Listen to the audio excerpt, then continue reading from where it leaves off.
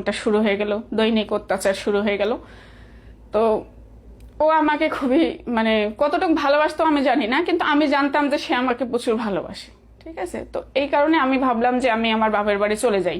আমি যদি ওখানে চলে যাই, ওকে কিছু মানে না আসি কিংবা কিছু বুঝাইতে চাই, হয়তো সে বুঝবে কিংবা তার নিজের ভুলটা বুঝতে পারবে। হ্যাঁ, এই এই জন্য কিন্তু আমি আরো 2-3 বার বাবার বাড়ি চলে যাই। 2-3 বার চলে যাই বলতে, এর আগে গেছিলাম 2-3 বার। তার হচ্ছে বিভিন্ন মেয়েদের সাথে কথা বলতো, বিভিন্ন মেয়েদের সাথে মানে আজে বাজে সেটিং করতো, মানে এগুলা সব আমি নিজের চোখে দেখছিলাম। হ্যাঁ, দেখার পরে আমি মানে রাগ করে এবার বাপের বাড়ি যেতাম, যার তো আর কোথাও নাই, ওই যাতাম বাবার বাড়ি, ওখান থেকে আবার বুঝাই শুনাই নিয়ে আসতো। তো লাস্ট এইটার জন্য আমি যাই হচ্ছে 24শে আগস্টে, এই নেশার কারণে আমি চলে যাই আমার বাবার বাড়ি। তো ওখানে যাওয়ার পর হচ্ছে সে সবাইকে আবার গেল আমাদের ওখানে, যাই সবাইকে কথা দিল না এরকমটা আর হবে না, সেই মানে অনেক কিছু বলল। বলার পরে হ্যাঁ, তখন ওই সময়টাতে মানে আমি যে ইনকামগুলা করছিলাম তখন কিন্তু মানে আমার নামে বেশ কিছু টাকা ছিল, 25-30 লাখের মতো টাকা আমার নামে ছিল।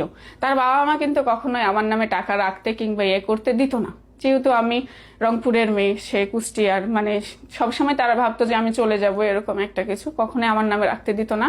তো তারপরও আবার আমার নামে রাখছিল, যে যেহেতু দুইজন মিলে আমরা ইনকামটা করতেছি, কেন তাকে আমি ঠকাবো, এই চিন্তা করে সে আমার নামেও কিছু রেখে দিছিল। তো ওই সময়টাতে কিন্তু আমার নামে মোটামুটি 20-25 লাখ টাকা ছিল। তখন আমার ওই বাচ্চাটা হচ্ছে 1-1.5-2 মাস পেটে, ছোট বাচ্চাটা। তখন আমি চলে গেলাম বাবার বাড়ি।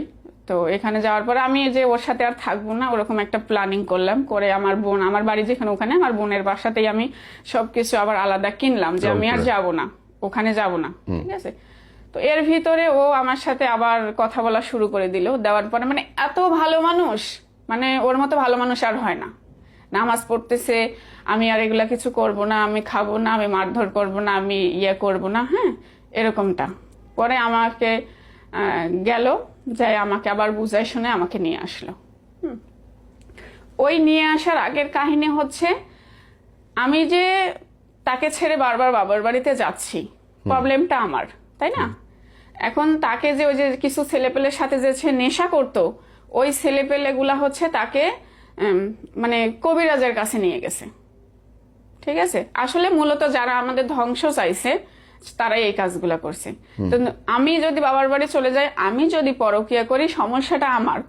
কবিরাজের কাছে গেলে আমি যাব, তাকে কেন? তো তাকে এক কবিরাজের কাছে নাকি নিয়ে যাওয়া হয়েছে, নিয়ে যাওয়া হচ্ছে কি কি খাওয়াইছে, করছে। তারপর হচ্ছে তাকে বলছে যে তোমার বউ পরকিয়া করে। ঠিক আছে, এই জন্য বারবার বাপের বাড়ি চলে যায়। ব্যাস এতটুকুই তার মাথায় ঢুকছে।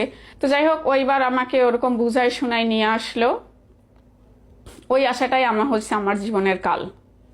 ঠিক আছে, তারপর আমি আসলাম। তো আমি একটা শর্ত দিছিলাম যে আমি হচ্ছে মানে কুষ্টিয়াতে কোনোভাবে থাকবো না। কুষ্টিয়ায় যেহেতু তুমি ছেলেপেলেদের সাথে মিশে খাওয়া শিখছো, বাজে বাজে শিখছো, তো এখানে আমি আর থাকবো না, তুমি অন্য কোথাও করো, না হলে আমাদের এদিকে আসো, রংপুরের সাইডে আসো।